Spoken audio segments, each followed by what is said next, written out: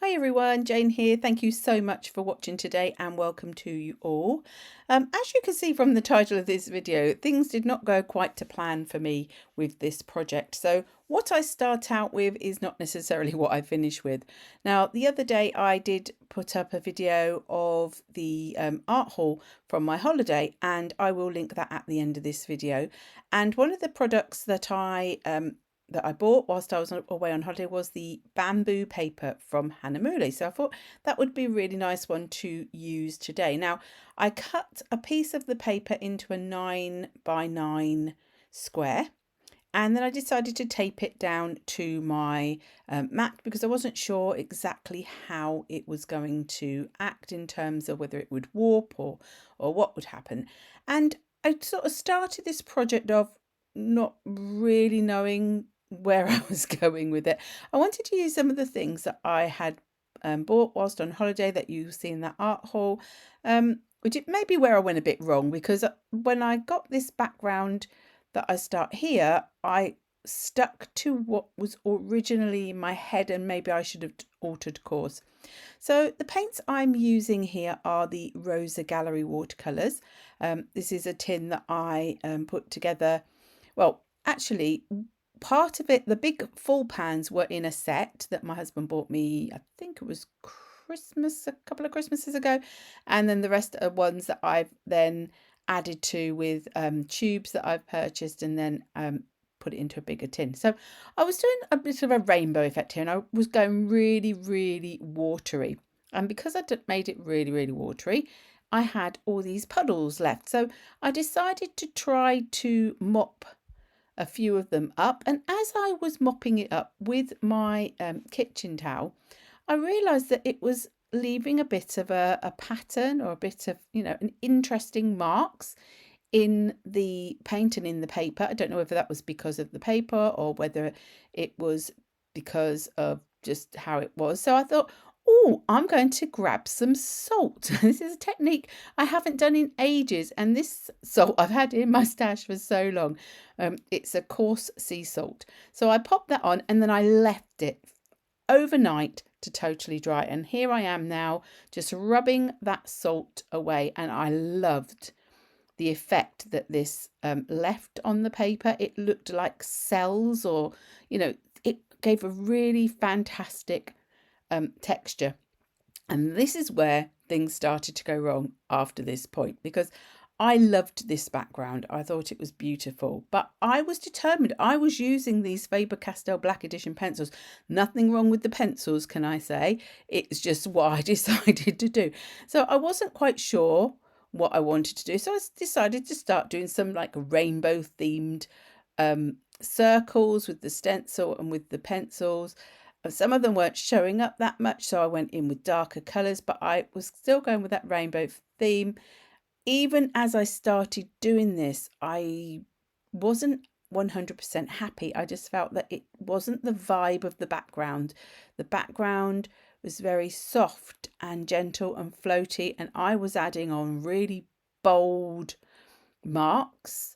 But I kept persevering, because at that point I thought, well, if I stop now, it's going to look silly. So I decided, well, maybe if I add in some more mark making, and other people might look at this and think this is totally fine, and what you're making a fuss about, it would have worked. But for me, it just wasn't vibing with me. I just didn't feel that it was as I wanted it. So then I thought, I'll go in and I'll make around some of the little sort of salt markings that have been left. I'll add a little bit of extra colour in.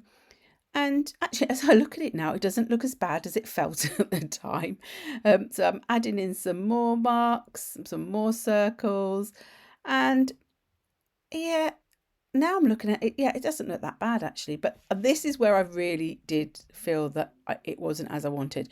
So I grabbed hold of a pip pen and I decided to embolden one of the circles. And as soon as I did it, I didn't like it, but I had committed. So I thought, well, maybe if I do more than one, that will make me like it. it didn't. It just made me dislike it even more. So at this point, I really thought to myself, this is not going as I want. Those circles are now way too bright. I've covered up some of that beautiful background that I loved. So what should we do? Let's cover it up a bit more with a bit of paint and this stencil that I bought whilst away as well.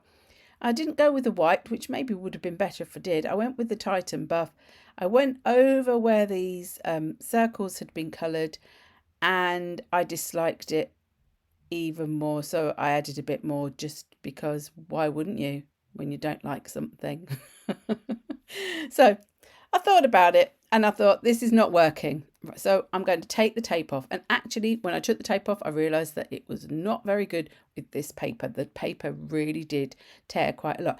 To be fair, I wasn't being particularly careful because by this point I was like, should I just throw it away? Should I just abandon this video and start a new one? And then I thought, no, I'm going to keep going because I did really love that watercolour salt technique background.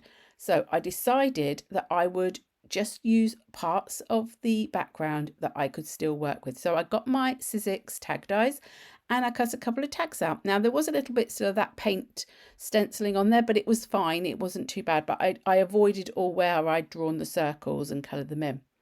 And then I thought, I'm going to use something that's a bit more subtle, a bit more dreamy, a bit more gentle. And I had the Spring Stories rub-ons that I got at the Crafters Companion store that I buy for $49 a market. And I wanted to make this particular rainbow go across both. So I just taped it at the back with a bit of repositionable tape. And then I'm using none of these lolly sticks. It was from one of my other sets. These sets, none of them came with a lolly stick, but I've got plenty of them from other sets.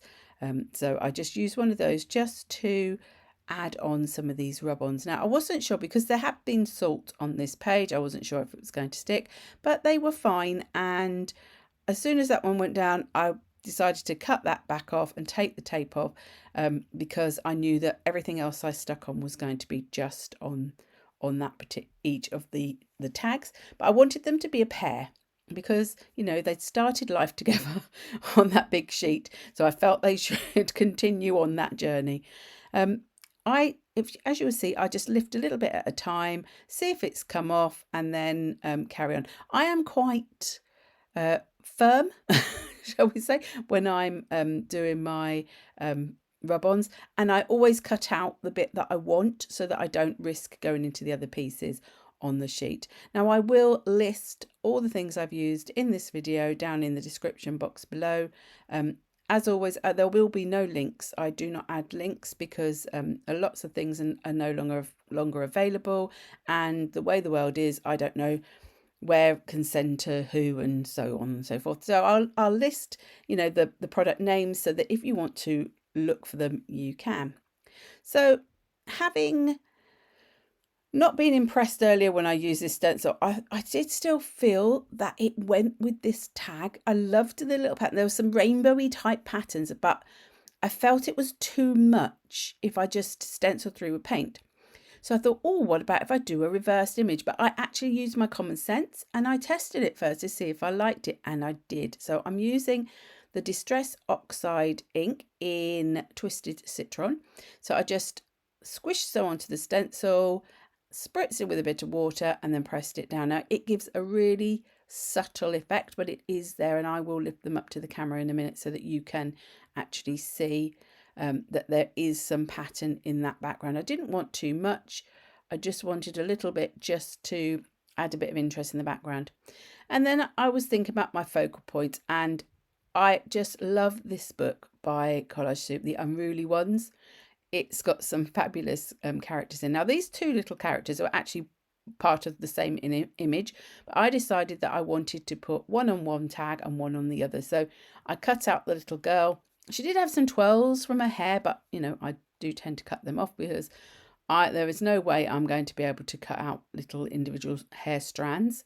And then the little doggy as well. And they were, I did have some ground into them, but I cut that off because I knew I could add in my own. So I've used the Liquitex Professional Matte Medium to stick them down. When that was totally dry, I just am going in here with some clear gesso, just because in particular the rub-ons do have that slight sheen to them. So I put this on and then I left this to dry as well. So once that was dry, I wanted to try out one of my new Inktense pencils, in particular this dark Mink, because this was the one that I'd specifically bought because I'd seen someone else use it for shading and things, and it is lovely. I really like it. I do use the charcoal grey and I do use the bark. I would say it's sort of like an in-between of those two. It's a browny grey. So it's not a grey, it's not a brown. It's a lovely combination, and I felt that with these particular images, in particular the little girl with her dress, I just felt that it really was the colour to use. So I'm going around. I started using the pencil, then I'm just taking it from the nib mostly, but then I'm also adding a bit of grounding in there and then watering that out with my paintbrush. And I've got my piece of kitchen towel just to make sure I don't have too much water, because I have a tendency to overflood the areas sometimes. So I'm just going around with her. I just did around the sort of like, I didn't bother with the top of her head because I feel that's where the light would be. And then I just went in with my the same pencil with the little doggy, and he was quite quick and easy to do. And this is just one of those parts of the process that I really actually love. It's just so relaxing adding that shading on, and I think it makes a difference. If some people might not want to do the shading, and sometimes I don't do it. Sometimes I do just leave my images, especially if I want them to be quite crisp. But quite often I do love, in this one, because the background was sort of had that gentle, dreamy, floaty look, I felt it went really well with the whole vibe of the tags now. So I found this sentiment within my stash.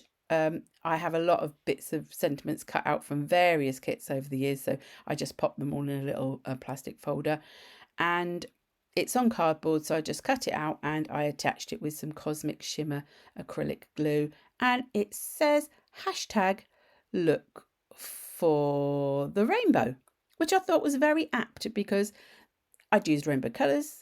I'd put rainbows in from the rub-ons, and also it's about looking for rainbows. When skies are stormy, look for rainbows. When skies are dark, look for stars. Finding something from something that really did not make much sense. So finding a way through when things maybe weren't going as you hoped, and that's how I felt with this project. I really loved these little tags by the end. With hindsight, I just would have, once I'd put that lovely salty background down, I would have totally changed what I was going to do, but I can come back and do that, and that's that lovely thing about mixed media. And here are my lovely super supporters, my members. If you have enjoyed the video, do please give it a thumbs up and subscribe if you're not already subscribed, and if you can give it a hype, that would also help. So until the next time, thank you so much for watching, and goodbye.